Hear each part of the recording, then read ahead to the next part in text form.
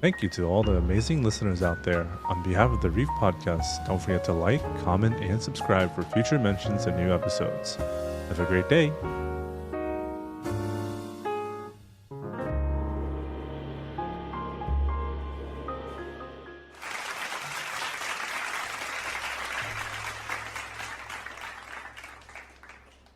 Welcome in, everybody, to a special edition of the Reef Podcast. I'm your host, LuisIpa, coming back here with Nightmare and Emperor and our amazing guest here, Garrett. How you guys doing?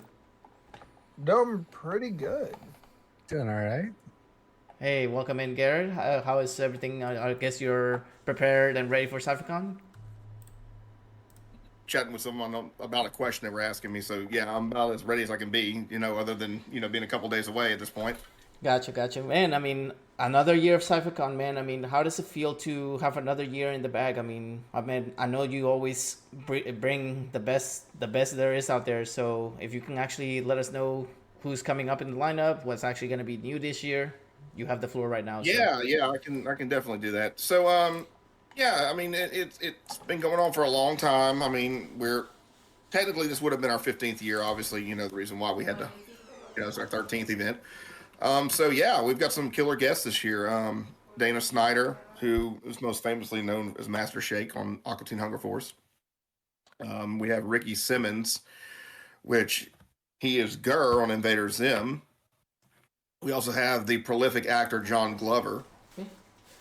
He is Tony and Obie award-winning actor. He was best known for playing on Gremlins 2. He's also best known for also playing on Smallville as Lex Luthor's dad, Lionel Luthor, which is a really big role. Walter Jones, the original Black Power Ranger. One of the big gets we've gotten this year, which is incredible. He's going to be there all weekend long. Nicole DeBauer, who was known as Ezri Dax on Star Trek Deep Space Nine, the final season. She's also on a lot of other series like The Dead Zone and a few other shows.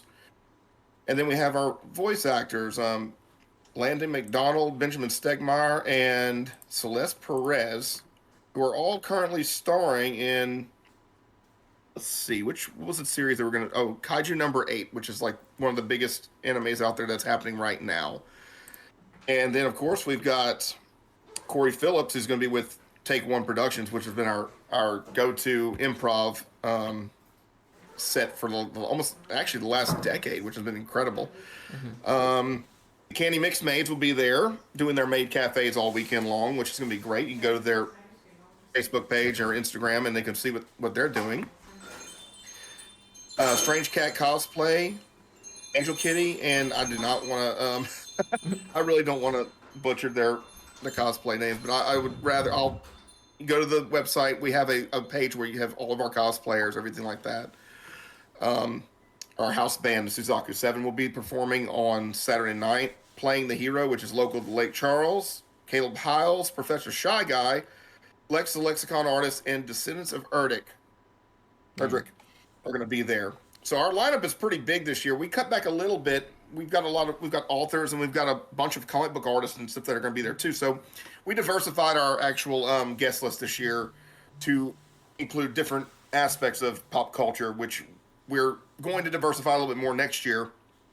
However, we wanted to see how it played out this year. So far, the reception for everything that we've been putting out has been pretty good. Mm-hmm. So I always wondered this because I mean all the years that I've been doing esports over there at that venue, what actually made you guys want to actually say hey, let's actually what is the origin of Cyphacon basically in short term? So Cyphacon started out in 2011, and it started out as a anime convention. Mm-hmm. There was another convention happening at the time, and we decided that we're going to go ahead and do an anime version of another convention because honestly, anime was the one untapped thing in this area that we were missing out on. So the first year we started, we had no guests. We literally had no guests that year. And it was kind of crazy because we started out with one floor of the Civic Center at the time when it was the Civic Center. We started out there, and then as the years go by, we kept growing. And it was kind of crazy. Like, first year with no guests, we had 800 people show up, Mm-hmm. which was kind of crazy for the whole weekend. And then the year after that, we had 3 guests. And then in 2013, we decided to just have 1 guest. Mm-hmm. And yet more people showed up. And then it just kept building and building and building. Some notable names that we've had over the years. Kyle Abear, Robert Axelrod, Aaron Douglas, the Nanaw Visitor, Julian Glover, Luciano Caro, Eddie McClintock, Gigi Edgley, Ian Sinclair, Bruce Boxleitner, Doug Jones, Tim Russ, Eric Vale, Caitlin Glass, Rika Sharma, and then of course last year Mary McDonald. We've had guests from all over the spectrum and all walks of life and tremendously large names for a show our size. And that's what's been the big driving force with us. So we bring in big guests to Lake Charles, and we're like, well, if the casinos can do it, we should be able to at least come on par with their entertainment to at least put us in a position to where we're like, hey, we're a small event, we're a small town, 80-something thousand people, but we get to put on a decent sized show and be competitive with Texas or Arkansas or Mississippi. And the fact, that you guys are actually have grown so much over the years, it shows. How popular it's getting. You guys are actually, even if you Google, you actually see, all the guests lined up. And not only do you have, conventions, but, like I said, mentioned earlier, that I do esports there. So, the fact that you implemented esports to be part of that is always a big plus, too, because some people don't just go for conventions, but they go, to see, if there's anything else out there. And they're like, oh, well, there's, video games that we can play. And eventually, you also run into, those anime voice actors that people are like, oh, my gosh, it's not just sci-fi, but it's also, anime as well.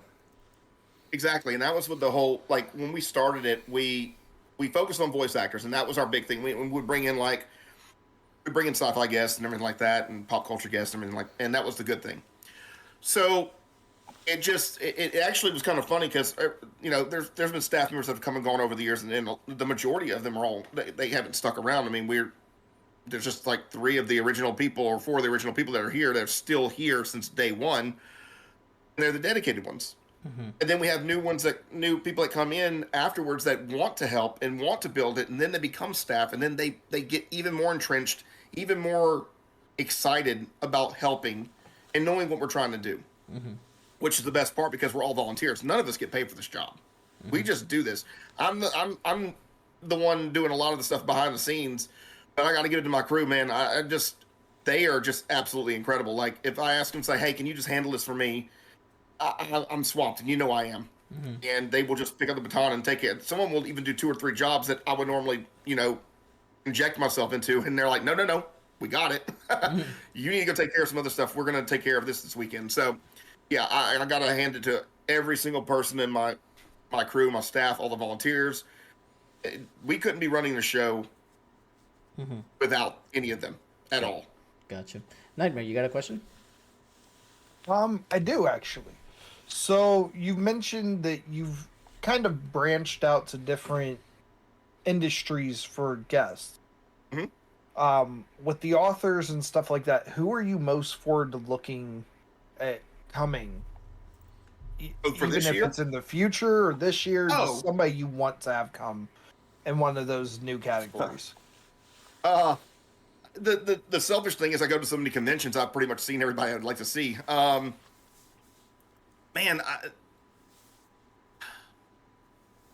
think the draws are you have these voice actors that you want to have your audience see. So I'm looking at, not just selfishly for me, I've done that for years. We'll pick guests that I would love to see, never seen, and then realize, well, we need to pick guests for everybody to come and see. I would like, and we've already discussed this, we would like to do more video gaming voice actors in some of the bigger genres. That would be something different. And we know a lot of people have been asking, they want wrestling guests. They've been asking for this for years. The issue is whenever we're doing our show and trying to find somebody to come, it's always been scheduling conflicts. We tried this year. It didn't work out within our budget with everything else like that. And the other aspect, what everyone's been asking for, and we are going to make happen next year, are horror guests. That the gory movies like that, people want that kind of guest. They want somebody over here. The closest we got this year is, of course, John Glover, who was in Gremlins, and so we try to get guests that fit all the genres, so everyone can be satisfied. But being a show where you only have eight or nine guests, it's very hard to satisfy everybody's genre. Okay. So this year we did a lot of different things. We actually booked 2 American cartoon voice actors for, American, like Cartoon Network and Nickelodeon. And I was kind of shocked at seeing how many people responded to that. So that's going to be a new option for us down the road. I would like to see more Nickelodeon or Cartoon Network voice actors, because right now everybody going back and watching all the old shows and everything, they're excited. I mean, it's all reruns now, but I mean, that's the hot thing right now. At other conventions, I see lines for voice actors from Animaniacs. The lines are like 100 people deep. So there are like, you've got to look at metrics. I can go to other conventions and I watch and see what these guests are doing, and I put feelers out during the year, and we see what we can offer and what they have, and it's kind of impressive, quite a few of actually 3 or 4 of the guests this year were all by happenstance, and they came to us, and that's a really great feeling when they say, "Hey, we got a guest, we would love to bring them to you," and then, "Hey, let's work the deals out," and it's kind of cool whenever that stuff happens, because it all turned out really well this year for us. Absolutely. I mean, I remember, I think it was either last year or the year before, you guys actually brought this guy from My Hero Academia or whatever, John Swayze. Yes. And yes, dude, that was like the best that I ever saw. And we actually interviewed him here on the podcast as well. It was actually very fun. Yeah, John actually was a last minute guest, and that was one of the coolest things. Like, "Hey, do you have room for me this weekend?" I said, "Yeah, I mean, like, if you want a table, I'll give you a table if you want to come down." He's like, "Just give me some gas money and I'll take care of the hotel room. I just want to be there." And I'm like, "Oh, yeah, well, sure." You never have somebody as passionate as him, though, man. He loves. No, man. He was absolutely incredible last year. He was absolutely incredible. So I know, like, you mentioned different, like, aspects and everything like that. Wrestling being like one of the things that that people demand the most.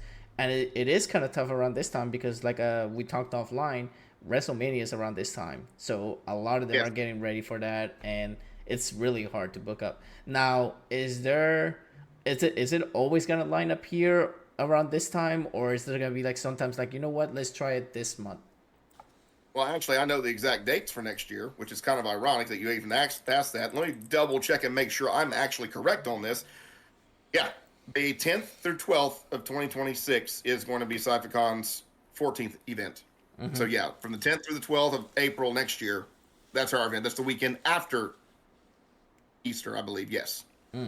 Yeah, this year, Easter falls on April 20th, which a lot of people are, like, going bananas for, because they're like, man, you have two craziness going on the same day. So, right. I thought it was kind of funny, but I mean, it is what it is. But yeah, I got the dates. Actually, got the dates. So yesterday. What were the dates again? I'm just curious. The 10th through 12th of April, 2026. The funny part about this, I'm looking at the WrestleMania dates for next year. It's the 11th and 12th. Oh wow, yeah. I mean, it just lines up on the same weekend. I mean, it is what it is. But honestly, I'll put it to you this way: it never affects us. Oh, I think it never affects us. Other shows coming in or being near us, like, I mean, even, okay, so for years, Louisiana Comic-Con always tried to be 2 weeks before us, or 3 weeks. Thankfully, and this is really awesome, but the new owners that took it over, we've been talking for, man, the last 2 years. We've had tables at their event, and they're coming to our event for the first time, and this is like one of the coolest things ever, because the new owners realized that in order for anybody in this state, or any convention in this state that is worth a damn, period, you support each other. Y'all work with each other, promote each other. Because only way you're going to make it in this thing is it's making sure you all look like you're all working together. All the big shows. In fact, the GalaxyCon's coming up in July, I think, either June or July in New Orleans. And they invited us flat out. Wow. They reached out to us. They said, we want a table at your event, but we can't make it because we just can't do it in a short time frame. But we want to be out there. We want to support you guys. And this is a multi-million-dollar convention. It's the same with Fan Expo. They love having us out there, and we love promoting for them. I mean, it's a really interesting dynamic that's changed in the last 4 or 5 years, that these bigger cons realize that your smaller events are going to make you bigger and better. And then you're going to help them in return. They have nothing to lose. They really don't. I mean, they're guaranteed the money they're making. We don't. We're not guaranteed anything. Now, which is why it's scary every year. Now, here's a crazy suggestion. I mean, you can take it if you want to. How cool would it be to just have a con called Louisiana Con, just called Louisiana Con, and you merge like Louisiana Comic Con and Cyphacon and make it into one, and have that would be like insane. Like if you actually have both. Yeah, it would be, but I believe that we have different business models is what it comes down to. Our business model is for the fans, by the fans. That business model over there is a livelihood for someone actually running an event. That's their livelihood. That's where they're making their money to survive off of. It's a business for them. For us, it is we are literally just doing this for the community. And it takes a certain type of people to do something like this, especially to put the kind of stress you put on yourself. Now going into 15 years, I got the 2-year break during the pandemic, which was actually very, very nice. And that was my reset time. Because we were talking, and I was at the point, like if we were doing that show that year, I was at the point where saying, I think it's time for us to just call it a day. Like I literally had that moment where we were discussing, we didn't want to do it anymore because we're just so burnt out. But having that 2-year reset, just having a break for 2 years, and you don't imagine how that feels. I mean, I lost so much weight. I took care of my health.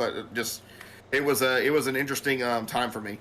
I mean, it was an interesting time for everybody, but it was an interesting time for the convention hitting the reset button and doing what we were going to do, which the best part was everything we had planned for 2020 just rolled into 2022, except for like 1 or 2 guests couldn't make it and we replaced them with other guests, but it just worked out. And that was the year we introduced the bigger, the layout, which was the Coliseum, where the celebrities and everything were. That's when we introduced the new layout that we currently set at. All right, Nightmare, what you got?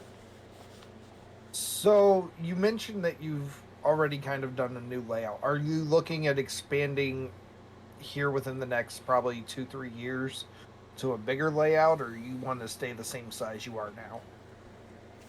I think we're going to stay the same size. The only thing we could possibly do, this might happen, if many of us know that the event center is about to get a hotel attached to it, which has been the dream of us, having a hotel attached to our event where we can literally walk our guests to the door inside and out. We're ready to go. They're supposed to, I'm actually going to be talking to them tomorrow, but supposedly they're going to start construction this year, and it should be finished at the very beginning of 2027. Oh, wow. That's awesome. And it's going to be a convention center on the north side, attached to the hotel. The event center will be for events. The convention center will be for conventions. Small conventions, like 2,000 people, something like that. If we were to expand, that would be where we would have to expand to. Like if we were to do parties, which is entirely possible, the only place we could do a party that could handle that many people, if we do a party, would be in that convention center, where we can just say, hey, we're going to set everything up over there. That's where all the nighttime activities are going to be. Stuff like that. Those are, I mean, there's endless opportunities and options, but I would hope, I'm really hoping, by the time our 15th anniversary happens in 2027, that hotel will be ready to open. We will be able to do everything we've ever wanted to do, celebrating 15 years of doing this, and just be able to move on beyond that. But I think right now our current footprint with the food trucks outside and everything else we've got, I think we're where we want to be, at least for now. we talked about going back to Rosa Hart Theater, where we used to do our cosplay contest, but the consensus was it was great while it lasted, but they liked the way it is on the second floor where you can stand up there, see everything through that whole second floor area. Is like they think that's where it's going to be. So unless we get too big for that, then I think we're going to just keep everything the way it is for right now. Gotcha. This is actually going to sound kind of silly, but it doesn't have to be like from last year. It can be any year. What is the most embarrassing thing that has happened to you? Like, like when you actually talking to a guest, like what is the most funniest but most embarrassing thing? For me? Yeah. Is at the convention or just in general? In the convention. Oh, the convention. Okay. It wasn't embarrassing. It was a story, and it was actually kind of funny. So Robert Axelrod, everybody knows he played Lord Zed on the original Power Rangers. Older gentleman, always older gentleman. Well, it was our second year, and we had him as a guest, and that brought a lot of people in to see him. But we figured we'd meet this guy, and we didn't know who he was, or like get at the airport and pick him up. And he sent us these pictures of him well before. We didn't do any research or anything. And this gentleman gets off the airplane, and he was half his height because the poor guy he was hunched over. Well, I'm in there, and I'm walking through the autograph line, and he's at the table, and someone goes, "Is he sleeping?" Oh no! So this is the funny thing. It was all. He even laughed about it, which is this is the best part. This is the best story. So he was laughing about it afterwards, and he's at the table just doing this. He's hunched over, and he is perfectly content.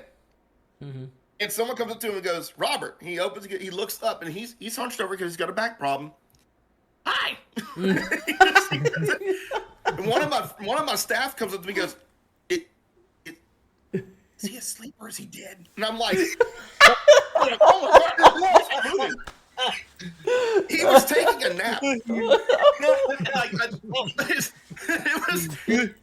It was like the scariest moment. It was like, oh my God. Is he like literally, it's the funniest thing. And he even admitted on stage, like he was on stage in the panel, and he actually said, he goes, "Yeah, sorry, I took a nap. I'm sorry." And he didn't mention to us he was hypoglycemic, so we didn't know he needed some. He preferred to have a certain kind of fruit juice. And as soon as we gave the fruit juice to him, like within like 30 minutes, he was like up and at him. It was like, it was the funniest thing. But he even said it at the end of the event. He goes, "I'm sorry, man. I took a nap. I didn't realize. I didn't realize what time it was." And I'm like, "It's good, but it scared the crap out of all this." Like, and like I was like, "Let's go over there and check on him and like just touch him. Like, he's okay." Next time, just grab a stick and poke him. Be like, "Okay, is he right? Is he good?" Hello. No, that was the funny. And of everything that happened, that's the thing. That's the funniest thing that ever happened at the event. And the fact that he went along with the joke and he was joking about it the whole weekend long with everybody just made it even better. That's awesome. And he apologized. He's like, "I'm so sorry. I didn't know." It's like poor guy was on a plane for a while, and it's like it was so funny. And one of my dear friends that passed away from cancer, Sandy Bergeron, she was there that year, and she was actually one of our cosplay judges. And God bless her. Like we had this joke between us for years about that whole situation, because she was the one that actually came up to me and goes, "Is he dead?" And like I think he's sleeping. He's like, "I don't think he's moving." So. The endless joke was every time we see each other like dozing off, we go, "Robert," just like scream Robert at each other.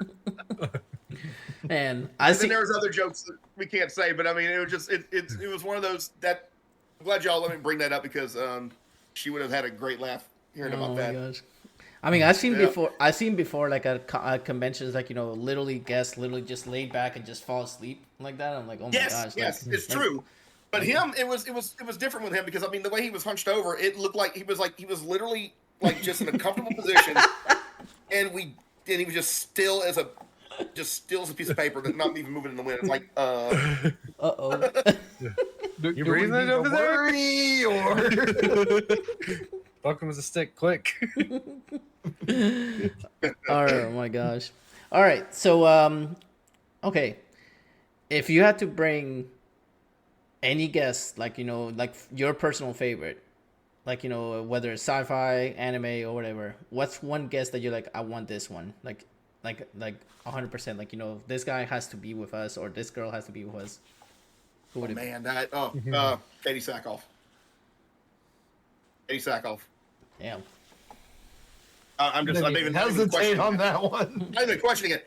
No, I mean, look. I've met her numerous times. She's an incredible person, but the thing is that she brings people to an event, but she also costs what she's worth, and honestly, she's worth every penny. And every time I met her, she's like just the nicest person in the world, and she is a mega nerd, like big time.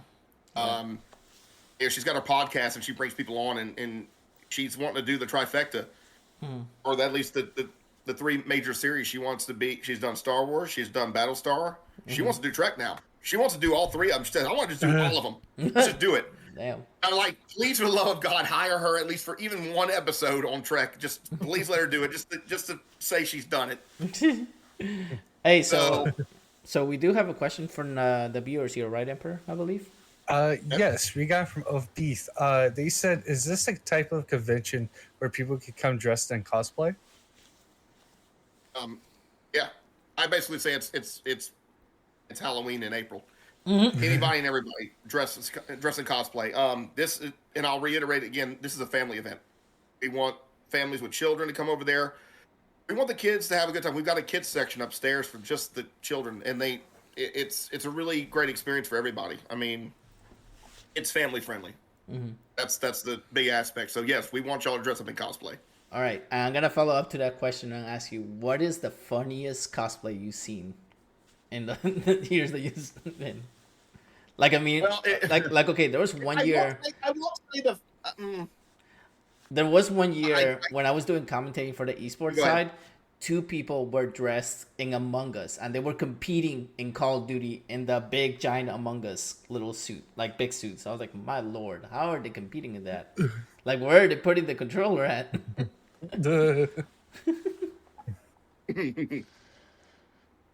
Sorry, I'm getting in between some conversations here. Yeah. Yeah, I mean, the one actually it wasn't a costume that was the funniest. Oh, it was someone not wearing enough to be considered a costume. Uh-oh. There was yeah. So there was an individual that came in one year. She's wearing a trench coat, and she was wearing Victoria's Secret under there, and it wasn't no secret. It was very secret. And somehow she walked through half the building before we caught her, and I'm like, don't get me wrong, very attractive person, but at the same time, like, there are children running around, and you're wearing lingerie in public, and you could see through it. I'm like, no. I'm like, get the hell out of here. be gone. That's the story about the one time someone came in like, no. And thank you, Offbeat, for Offbeat for the question. Greatly appreciate it. All right, Nightmare, what you got? So we're talking about the funniest. What is the biggest costume disaster you've seen for cosplay? Cosplay disaster. So as far as like just a bad cosplay or something that happened to a cosplayer? Just something that happened. I peed my pants. Man. I have seen cosplays fall apart, and unfortunately the people that were in the cosplays, they fell apart as well. Like, literally, it destroyed them. Like, they put all their hard work into this, and the cosplay just failed spectacularly. And I felt so bad for these people that worked so hard about it. I honestly, everything over the last 15 years has been a big blur. I don't think there's been a few stories where I can tell you right then and there things were happening, but for me, I have never seen I mean, I'm gonna be honest, I haven't seen that many bad costumes come through us ever. Mm-hmm. And I've been actually very shocked that the quality has been like getting higher and higher every year we do a show. Mm-hmm. And I'm shocked when I see certain people. I'm like, oh my god, what? You're here? Like you see this kind of cosplays at bigger shows, like at Fan Expo and stuff like that, and you're like just shocked. Mm-hmm. Some people take it very seriously, man. Ones, and those are the ones that blow me away. The ones that are like so dedicated that they can make this happen. Mm-hmm. And it just, I mean, man, I got to give it to them, and it's incredible. I don't have the patience to build anything. That's why I buy most of mine or get them commissioned. Mm-hmm. But mostly I do simple things that make they're comfortable because I'm at that age now. I'm like, I'm not going. I've done the Sweatbag Battlestar Galactica's flight suit, which I'm still going to get me another one because mine already delaminated, but I want to have one more. I got enough fabric to do one more, and get one more made. But my buddy's finishing up his house, and once he's done with that, he's going to get back into it again. I was like, yep, put me down on your list to do number 2 for me. Man, I was going to say, like, I'm ready for it. You could just dress like a soda. I mean, I could. Yeah, just like, just randomly walk like a soda and be like, come get a soda here. Yeah, I could. I'm not gonna do that, man. But no, I mean, every year that I go, like, to work there, I mean, it's always a fun time. I mean, you see great people, and then if I'm not mistaken, you guys do costume contests too, right? Yes, on Saturday at 4 p.m. on the main stage on the second floor of the event center, which people forget that they're second and third floor up there because they just don't pay attention. They think everything's at the bottom. Mm-hmm. But yeah, we're going to have a major cosplay contest. I don't know how many people are entering right now. I know we usually have like something like 60 slots. Mm-hmm. But yeah, they it's going to be good. I saw a list of the entries, and they look really, really good this year and interesting. So I can't wait to see what's going to happen. Yeah, it's always fun to see that. Like, I mean, that, and then the bands as well. Like, especially, I don't know if I told you, but we also interviewed Professor Shy Guy here too. Yeah. You did mention that before. Mm-hmm. Yeah, I mean, just the bands alone and all the bands are being provided by Lake Charles Toyota and Scion Esports. These guys are like, they're knocking it out right now. So it's gonna be an incredible experience. And we actually this year we decided. And typically we would normally charge for our after parties to get up there because we have to limit how many people are going to be up there. We are going to have to do the same thing this year, limiting people because the fire code up there, but we'll be able to pack it out as much as we can. But anybody that buys a ticket to the convention, and you're 14 and up, will be able to attend these concerts on Friday and Saturday night. Something we wanted to say, hey, you know what? Let's change it up a little bit. Let's make it a little bit interesting, and we get these amazing bands, and we want as many people to possibly see them as we can. So, I gotta say big thank you to Lake Charles Toyota and Scion Esports for making that happen. The Toyota performance stage is on the second floor. It's gonna be a rocking night. I just can't wait to see what's gonna happen. It'll be great. Well, I gotta say right now, you heard it here, Netsua. Because Netsua is actually the one that actually runs he doesn't run like the whole thing, but I mean, he's the one that runs the tournaments for Scion Esports over there. So I know he's probably listening in the background while he's driving right now. So if you're listening, yeah, I will say this much. We have some of the best sponsors you can ever ask for. Scion Esports and Lake Charles Toyota. They do so much for our event. In fact, the reason why we've been growing so much is a huge thanks to the Tarver family and everything and they do for the community to pick our little event to join up with and actually do something that they love, video gaming, and just bringing that entire aspect into the community and letting them know that we have something that they can all enjoy and do. Right. And they pay for a ticket to come in the building and they can do all this stuff for free. I mean, that's the one thing people don't understand. You buy a ticket, and yeah, the tickets are going to go up a little bit every year because we have to pay for differences in the building costs and everything like that. You know, it is what it is. But what we offer for as a convention, bigger shows would charge like $150 for what we're offering. Mm-hmm. You get to go play these video games in these tournaments. Mm-hmm. You get to enter them for free. Then, if you want to participate in some, there's cash prizes and stuff like that to sign up for. Mm-hmm. But you're not going to find that. Yeah, I mean, you're not going to find that kind of gaming event anywhere in Louisiana, especially from a small con. I wouldn't say small con, but from a convention like us, you'll never find that anywhere. I mean, especially when it's like $70, for the weekend pass, like Friday, Saturday, and Sunday, if I'm not mistaken. 75, yeah, 75 for 3 days, and that's the first time we've raised the price in 3 years. Yeah. Which I mean, and even then, it's only $10. Mm-hmm. I mean, we were thinking of raising it a little higher, but we're like, nope. We're not there yet. Nope, it's always been gradual for us. But this is Lake Charles. We know we're not New Orleans or Houston. Mm-hmm. But we want to offer, when you buy those tickets, we're literally offering you something tangible in return for the time you're going to be in that building.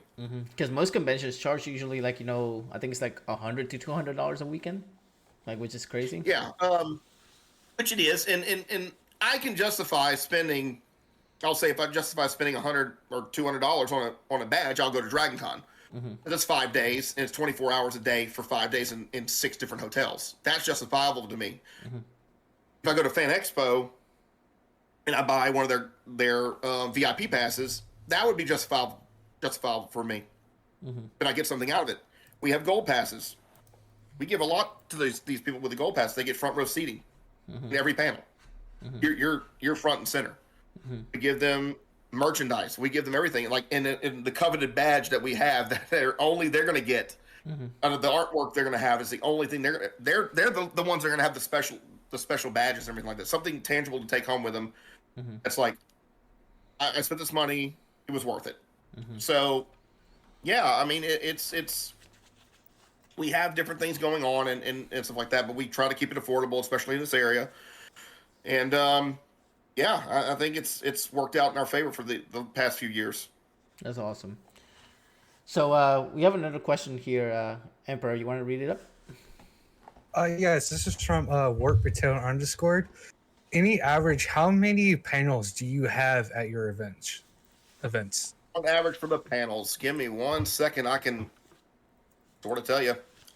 Typically, we have about 120 hours of programming in all. Jesus Christ. And you got to understand the 120 hours also includes all the hours in the esports arena. Mm-hmm. That's programming. Mm-hmm. We have our pub crawl. That's 7 hours. That's more programming. You have all level 1 gaming doing their gaming. That's all programming. Mm-hmm. And then you have your panels. So I think as far as our panels hourly wise, I think we have about 90, 85 hours or 80 or 75 panels. A day? No. Spread out the whole weekend. Saturday, of course, Saturday and Sunday are going to be your busiest ones. But on average, you'll see about 65, 70 panels for the weekend.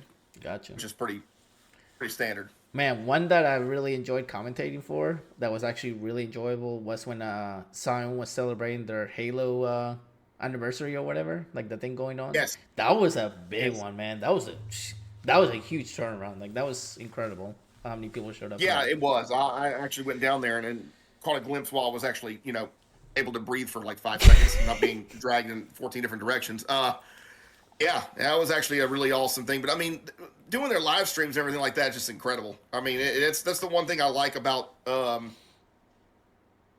love about Zion and everything and what they do. They put on a show, and a really good one at that. That's awesome. And it leaves an impression for people to come back every year. He's like, hey, when is it going to be this year? But, okay, Nightmare, you got time for the funny, silly questions? Oh, of course. Oh, my goodness. Oh, boy. Oh, so always got time for that.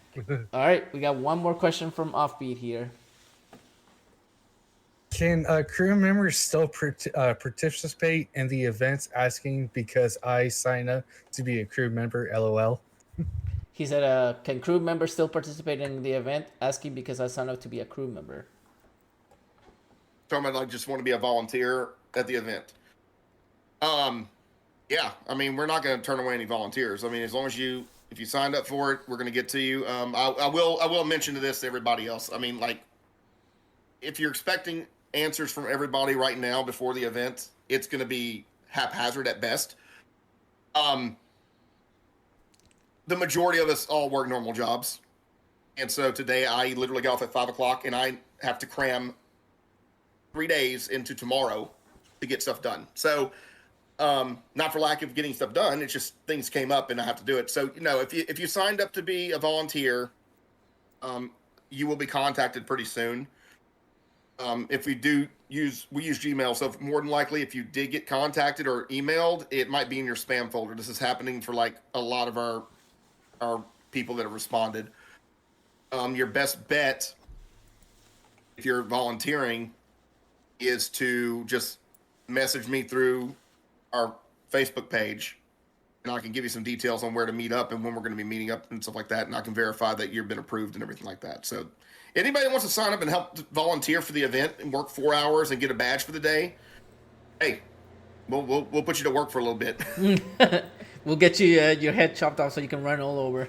No, it won't be that bad. Actually, this year, for the first time, we spent a little bit of money this year. We're actually going to have door watchers for all the main floors. That's so good. Now we can make sure everybody that has a badge gets in with a badge, and if they do not, walk around the Civic Center or the Event Center. You ain't coming through this door. Gotcha. All right, so before we actually wrap up here, we do have some silly questions that we come up every time we do have interview here. So real quick, Nightmare, we can only do 3 each this time. Okay. Yep. Works for me. All right, so the first silly question I have: would you rather be invisible or breathe underwater? Ooh. Well, since I'm like, I breathe in the water. Yeah. Because I'm afraid of drowning. So that's my biggest fear in my life is drowning. So yeah, if I could breathe in the water, I'd be set. I wouldn't care. Right? All right, Nightmare, what you got? Being able to withstand the hottest temperatures possible or the coldest temperatures possible? Oh, damn. Oh man, that'd be hottest. Because honestly, man, if I'm in the cold, you can put me in like 0 degrees and I'll be out there in shorts, just enjoying it. No, I don't want to. I want to withstand the heat. That's the one bane of my existence, that freaking summer heat. No. I like to withstand that. All right, pineapples on pizza, yes or no? Oh God, no. About the topic. Absolutely not. That's just my personal preference. No way. If you like it, cool. Not me. Nope. All right, what you got, Nightmare? Okay, steak or ribs for a barbecue? Ooh, that's a tough one. Now you got him thinking. It's going to be a steak for me. I love all types of steak, so it'd be a steak. All right, so I'll let Nightmare ask his final question before I ask mine that he knows about. Oh God! Look, my dinner got brought to me, so I got snacks. So what is the scarier thought for you? Flying sharks or tigers with the ability to breathe underwater? Jesus, that's scary. Well, we answered that question about me breathing underwater, so I'd be dead anyway. And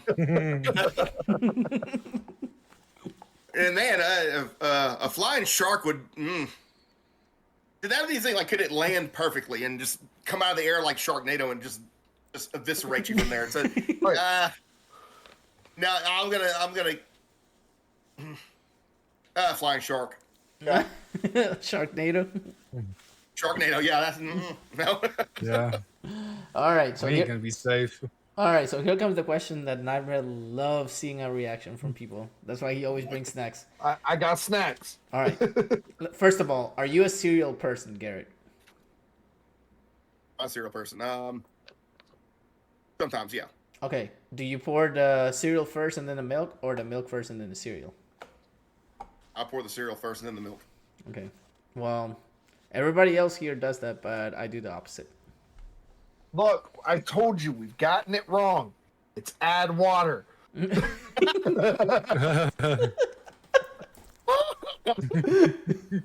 desperate. Look, times are tough. We might have to start doing that. Oh no, Pretty this much. actually does say add cold water and stir to create real milk. Oh God, is that a powdered milk? That's powdered. Oh my goodness. there's powder in there. Oh man, I Why? don't know. Why would you do that to Oh, yourself? I don't know.